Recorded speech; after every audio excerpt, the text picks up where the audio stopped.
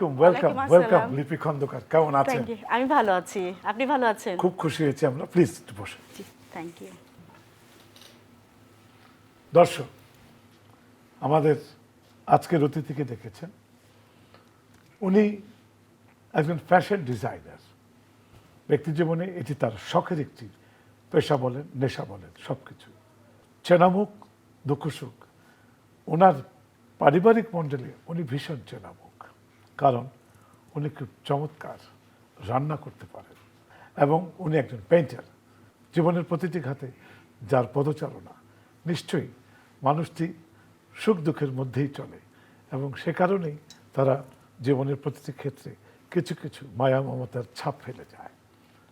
আসুন তার সঙ্গে তার জীবনের গল্প শোনা যাক। প্রতিটি পর্বেই আমরা একটি জীবনের ছোট্ট মজার লটারি রাখি, কিন্তু এই মজা অনেক অনেক তথ্য দেয়। একটি খাম নেবেন এবং একটি কাগজ বের করে হ্যাঁ। দেখবেন কি আছে, আচ্ছা, কি লেখা আছে। এইটাই নেই, আমাকে পড়তে হবে। না, আমি সাহায্য করব। ছোট ছোট দুটো অক্ষর, ওই যে উল্টো। দুঃখ। ছোটবেলায় খুব গান গাওয়ার ইচ্ছা ছিল, কিন্তু আমার বাবা খুবই স্ট্রিক্ট একটা পার্সন ছিল। সে কেন জানি পছন্দ করতো না যে মেয়েরা গান শিখবে, কিন্তু আমার মা চাইতো। সেই গানটা যে শিখতে পারিনি, সেইটা সেই দুঃখটা সারা জীবন থাকবে। তাই নাকি? হ্যাঁ। তা দুঃখ বলেই দিলেন আপনি। আমরা আপনাকে বলতাম এই ক্যারিয়ার লাইফে কোনো দুঃখের স্মৃতি আছে কিনা, কিন্তু বলেই দিলেন। Thank you very much. আচ্ছা, ফ্যাশন ডিজাইন, এটাকে যদি আপনাকে অনুরোধ করি আরো বিশদভাবে, কেন ফ্যাশন ডিজাইন, কি জন্যে ফ্যাশন ডিজাইন, এর সামাজিক প্রভাবটা কি, না নিছক আনন্দ, একটু শুনতে চাই। আমি ফ্যাশন ডিজাইনিংটাকে কিন্তু যখন আমি বেছে নিয়েছিলাম এই প্রফেশনটাকে, শুধুমাত্র যে আমি একজন ফ্যাশন ডিজাইনার হব বা আমি খুব বিভিন্ন জায়গায় শো করব, বিভিন্ন রকম বড় বড় কাজ করব, সেই উদ্যোগটা একেবারেই মাথার ভেতর ছিল না। আমি আসলে যখন শুরু করেছি তখন আমার কাছে একটা জিনিস কাজ করতো, যে আমি এমন একটা কাজ করব যে কাজের মাধ্যমে আরও অনেকগুলো মানুষের কর্মসংস্থান হয়। আমি ফ্যাশন ডিজাইনিংয়ে পড়াশোনা করেছি, আমি চারুকলারও স্টুডেন্ট ছিলাম, তো ছবি আঁকতে পারি, ওই জায়গাটা তো আমার ভালো জানা আছে। আর আমার কাছে খুব ভালো লাগতো হাতের কাজ করে মহিলারা, যে আমাদের পুরো বাংলাদেশে সব ঘরে ঘরে কোনো না কোনো মহিলা কিন্তু সেলাই জানে আমাদের দেশে। এই জায়গাটা আমরা অনেক সমৃদ্ধ। আমার কাছে মনে হলো এইগুলোর কম্বিনেশনে কি করা যায়। আমার প্রতিটা প্রোডাক্টে এখন পর্যন্ত সেটা আছে, হ্যান্ড এমব্রয়ডারি করা হয় এবং হ্যান্ড এমব্রয়ডারির সাথে কাজটার সাথে যুক্ত হয়েছে অনেক মহিলা। একটা সময় ছিল, আমি 2013-15 কথা বলছি, তখন প্রায় 15,000 মহিলা আমার বিবিয়ানার সাথে সংযুক্ত ছিল, যারা একেবারেই একদমই প্রত্যন্ত অঞ্চলে থাকে বা শহরের মেয়েরাও ছিল যারা ইউনিভার্সিটিতে পড়ে, মানে সব ধরনের মেয়েদেরকে আমি ইনভলভ করেছিলাম এই কাজটার সাথে। তো ওই জায়গাটা আমার ভীষণ ভালো লাগতো, যে যেহেতু ছোটোবেলা থেকে একটু চ্যারিটি করতাম ছোট আকারে, তো আমার কাছে মনে হয়েছে যে আমার একটা কাজ করবো, এটা চ্যারিটি না হলেও যেহেতু ওরা কাজের বিনিময়ে ওরা ইনকাম করছে, কিন্তু তাদেরকে কর্মসংস্থান করা, এটা ছিল আসলে আমার, আমি যদি বলি এখন পর্যন্ত, জি আমার কাছে এখন মনে হয় যে আমি যে কাজটা সফলভাবে করতে পেরেছি, এটার জন্য আমি আল্লাহর কাছে হাজার শুকরিয়া আদায় করি। আচ্ছা, ফ্যাশন ডিজাইন সম্পর্কে আমার নিজের একটি প্রশ্ন আছে।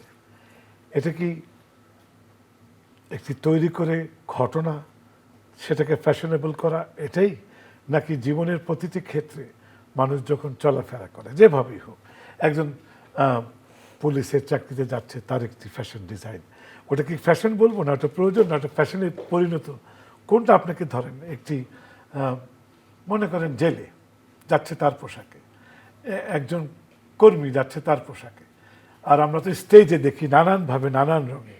দুইটার সাথে আসলে পার্থক্য আছে। একটা হচ্ছে ফ্যাশন শো, যখন আমরা করি তখন কিন্তু আমাদের পুরো আমাদের এক্সপেরিমেন্টাল ওয়ার্কটাকে দেখায়, যে এক্সপেরিমেন্টের চূড়ান্ত পর্যায়টা, যে আমরা আসলে এটা দিই। সেই জন্য দেখা যায় এমন কিছু পোশাক বানানো হয়, অনেক ফ্যাশন ডিজাইনাররা বানায়, তখন আমাদেরকে প্রশ্ন করে এই পোশাকটা কি আসলে কেউ পরবে? কেউ পরবে না। কিন্তু ওইটা যদি আপনি একটা এক্সপেরিমেন্টাল কাজ হিসেবে দেখেন, দেখবেন যে ওখানে আমাদের ডিজাইনিংয়ের অনেক রকমের দক্ষতা ওখানে দেখা যায়। তো সেটা হচ্ছে একটা সাইড। আর আমি বিশ্বাস করি যে একটা মানুষ ফ্যাশনটা আসলে কি ঘরের একদম বেডরুম থেকে শুরু হওয়া উচিত, যে আমি রাতে যে পোশাকটা পরে ঘুমাবো, সকালবেলা যেই ঘুম থেকে উঠে যে পোশাকটা পরবো, তখন থেকেই কিন্তু একটা মানুষ নিজেকে ফ্যাশন সচেতন করতে পারে। এই জন্য আমি বলি যে যে যার যেমন পোশাকে থাকুক না কেন, সেটা আসলে যে তখনই ফ্যাশনেবল লাগে যখন সে নিজে ওইভাবে ক্যারি করতে পারে, সেটাকে সুন্দর করে পরা। তো আমরা চাই যে আসলে সবাই, যে গার্মেন্টস কর্মীরা যে যে সকালবেলা তারা কাজে যায়, সেই জায়গাটা যদি সুন্দর করে পরিপাটি করে তার যে পোশাকটা আছে পরে যায়, তখনই তাকে কিন্তু খুব পরিপাটি এবং ফ্যাশনেবল দুইটাই লাগে। আমরা চাই যে আসলে ফ্যাশনটা ওইভাবে প্রচলিত হয়ে যাক, যে একদম প্রতিটা ঘরে ঘরে, প্রতিটা কর্নারে। আচ্ছা, আমরা এখন যেমন অনেক যুবককে দেখি জিন্সের প্যান্ট পরা, এখানে ছেঁড়া। হ্যাঁ, হ্যাঁ, এটা কি ফ্যাশনের পর্যায়ে ফেলবেন, না একান্ত নিজের শখ, না এটা মানুষকে আকৃষ্ট করে? এই ফ্যাশনটার প্রয়োজন কতটুকু, অথবা আসলে ওইটি ফ্যাশনের জন্য প্রযোজ্য কিনা? ওইটা অনেক কঠিন প্রশ্ন। আসলে মানুষ নতুনত্ব চায়, তো একঘেয়েমি হতে হতে মানুষ হঠাৎ করে একটা এমন কিছু পোশাক যেটাকে ছেঁড়া, আমাদের আগে কি হতো, প্যান্ট ছিঁড়ে গেলে তো ফেলে দিত, আর এখন ইচ্ছা করে এটা স্টোন দিয়ে ঘষে ঘষে এটাকে ছেড়ে। এই দুইটার মধ্যে পার্থক্য হচ্ছে আসলে মানুষকে নতুন, এটা কি তাহলে আপনি বিনোদন ধরবেন? ওয়ান কাইন্ড অফ বিনোদন, যে এটা আসলে মানুষকে অ্যাট্রাক্ট করা, যে আমি একটা ডিফারেন্ট কাপড় পরলাম, এটার কোনো আসলে পারপাস নাই যে এটা আমাকে ছেঁড়া প্যান্ট পরতে হবে, কিন্তু এটা আসলে একটা ডিফারেন্ট লুক দেওয়ার জন্য সবাই চায় যে আমি এখন একঘেয়েমি হয়ে গেছে, এটাতে একটা ডিফারেন্ট লুক দেওয়া।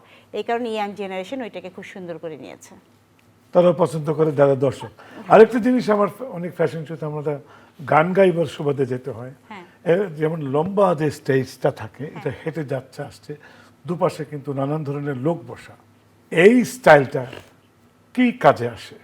শুধু দেখার জন্য না, আরো কিছু তাদের জানার ইচ্ছা থাকে?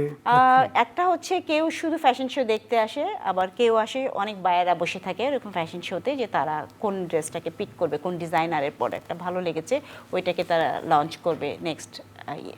মিউজিকটা যে চুজ হচ্ছে, ওটাও কি ফ্যাশনের সাথে কল্পনা করেই নেওয়া হয়?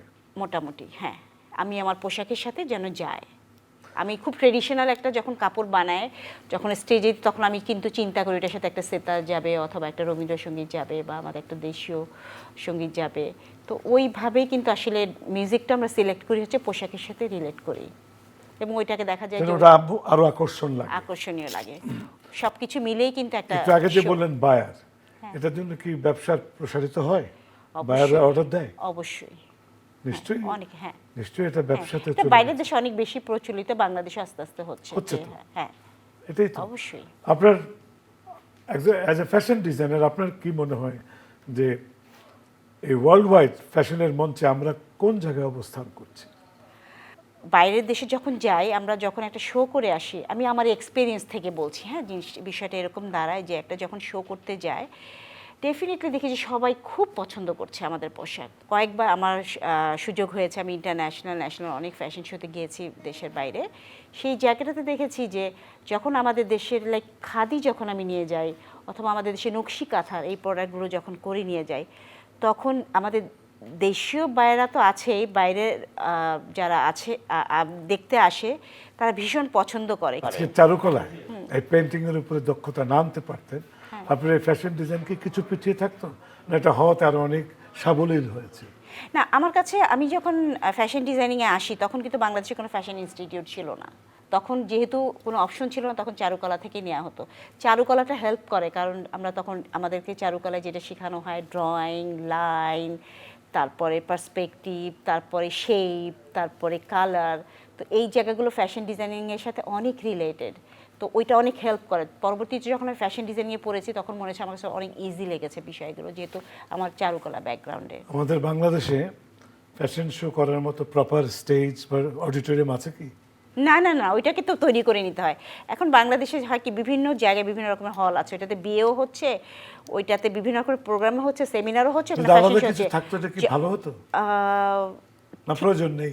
না, অবশ্যই প্রয়োজন আছে, থাকলে খুব ভালো হতো যে সবসময় এখানে ফ্যাশন শো হতে থাকবে, তখন আপনারা- মানুষ আরো সুযোগ বেশি পেত। আপনারা কি ডিমান্ড করেন? অবশ্যই ওই জায়গাগুলো যদি একদম স্পেসিফিক যদি ওরকম গ্রাউন্ড তৈরি করে রাখা হয়, যে শুধু ওই যে যেমন হয় না এক্সপোর্ট ফেয়ার হয়, তো ওরকম ওরকম জায়গায় যদি একটা শো এরও একটা জায়গা তৈরি করে রাখা হয়, তাহলে যারা পার্টিসিপেট করছে সাথে সাথে তারা শোটা করে ফেলতে পারে। আপনার মতো যারা এই জগৎকে পেশা হিসেবে নিতে চায় তাদের কি করণীয়, কিভাবে আসবে, এটা আপনি ক্যামেরাতে যারা উৎসাহী তাদেরকে বলবেন।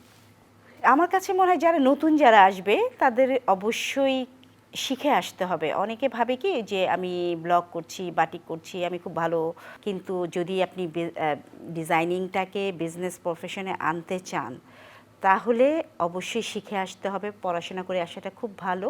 আর এটা খুব সহজ একটা বিষয় না যে প্রত্যেকের যদি সাকসেস স্টোরি শোনে তার পিছনে অনেক স্ট্রাগল আছে, সেই স্ট্রাগলটা মানতে হবে। তো এখনকার যুগের বাচ্চারা হয়েছে কি যেটা হয় যে জাস্ট আমরা একটা বাটন টিপলেই সব কিছু দেখতে পাই, কিন্তু ফ্যাশন ডিজাইনিংটা কিন্তু আসলে তা না। আমরা যেটা দেখতে পাই যে সেই এই একটা লাক্সারি বা একটা গ্ল্যামারাস একটা লুক, সেই জিনিসটা এটার পিছনে অনেক কষ্ট করতে হয়। তো সেই ধৈর্যটা থাকতে হবে। আমি বলি মেধা, পরিশ্রম আর ধৈর্য, এই তিনটার সমন্বয়ে একজন সাকসেসফুল ডিজাইনার হতে পারে।